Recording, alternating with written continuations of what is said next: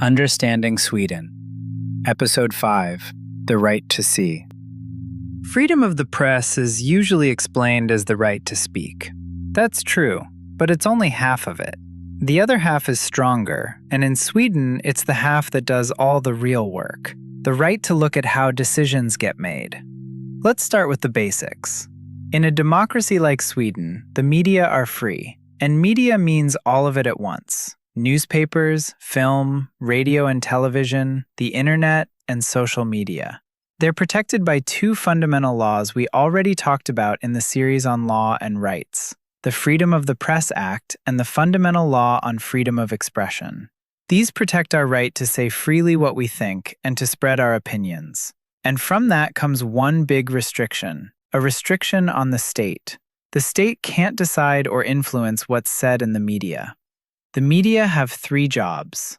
They report the news, they serve as a place where people discuss society and what's happening in it, freely. And they're there to entertain us. That's written in the textbook too, without any embarrassment about it. But there's a fourth job, and everything else exists for its sake. Journalists have to be able to check up on politicians and other people who hold power. And here's the question that decides everything. How do you check on someone who's on the inside when you're on the outside? The answer is the principle of public access. It means that the general documents held by public authorities are public. Anyone has the right to read them, unless they're classified. Let's look at what that means in practice. A journalist can demand emails and other documents from an authority to check exactly how a decision was made. Not ask for a comment, actually get the papers. Now notice those words, anyone has the right. Not an accredited journalist, anyone. Which means we have that right too, the right to look into how an authority made its decision.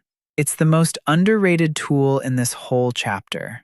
Let's remember this from this part. The freedom of the media is protected by the Freedom of the Press Act and the Fundamental Law on Freedom of Expression. The state has no right to influence what the media say. And the principle of public access makes the documents of public authorities available to anyone, except the ones that are classified. Checking from above doesn't work if the person who spoke up gets punished afterwards, so that person is protected too. You have the right to pass information to newspapers, radio, and television, and you can't be punished for it. What's more, anyone who gives information to the media has the right to stay anonymous. Notice who exactly is protected here. Not the newsroom, but the source. The weak link is strengthened right where it's weak. But freedom without responsibility turns into harassment, and that's been thought about. Every newspaper, radio station, and TV channel has a responsible publisher, a person who is legally answerable for what gets published. They have to follow the laws that protect people from slander and insult. In other words, every publication has a name attached to it, someone you can hold to account. There's also a professional rule that's worth keeping in mind outside journalism too. Journalists have to check information against several independent sources and check whether the sources themselves are reliable. Two conditions, not one. There are several sources, and they're independent of each other.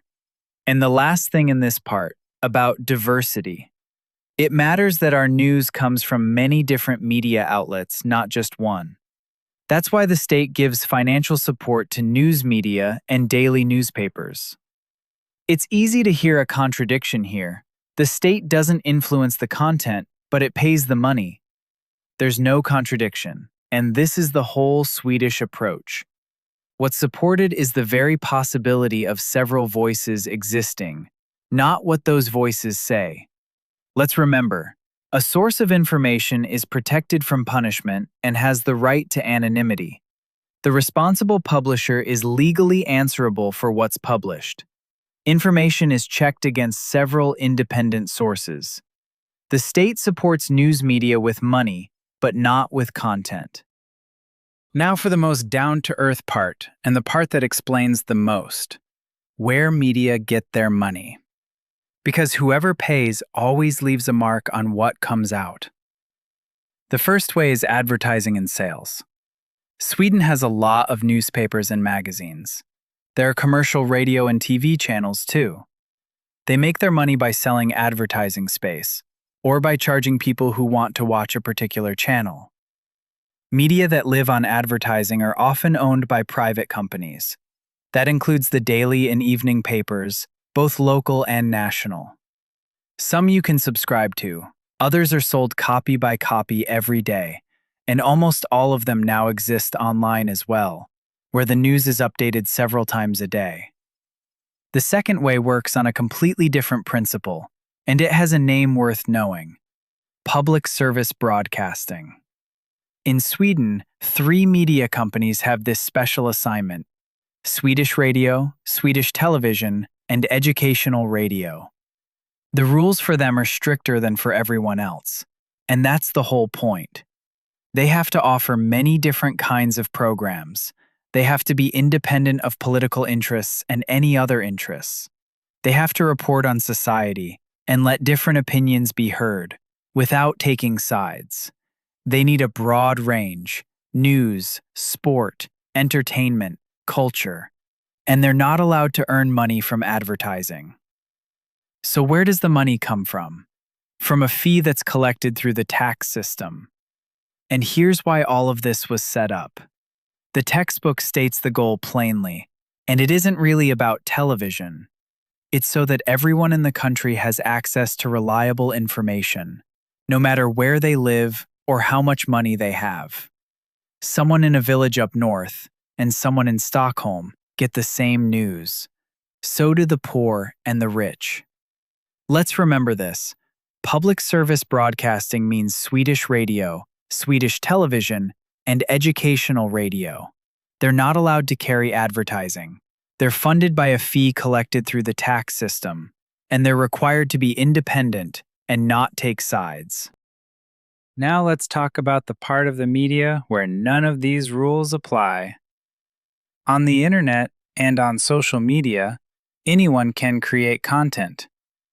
And that leads to something simple.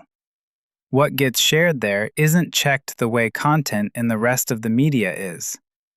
There's no responsible publisher. There's no duty to verify anything against independent sources. And most of the time, there's no legal name signed under the text either. We get our information from all kinds of places: newspapers, books, websites, social media, television, radio. But not everything that gets published is true. That goes for the media too. False information spreads fast, and it shapes what people think. So there's a skill here, and the textbook gives it its own name: source criticism.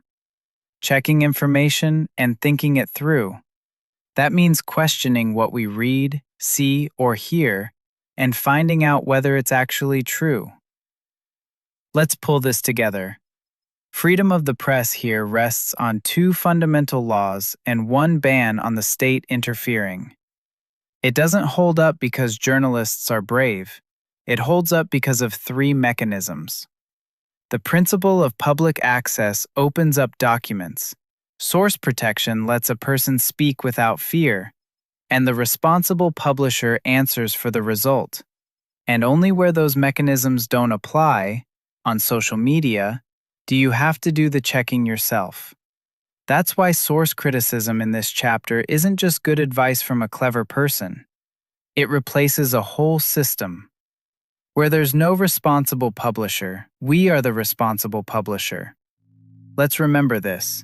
On social media, anyone can create content, and it isn't checked in the same way. Source criticism means questioning and verifying what we read, see, and hear. That was the course Understanding Sweden. The material comes from the official Citizenship Test textbook. Nothing added, nothing left out.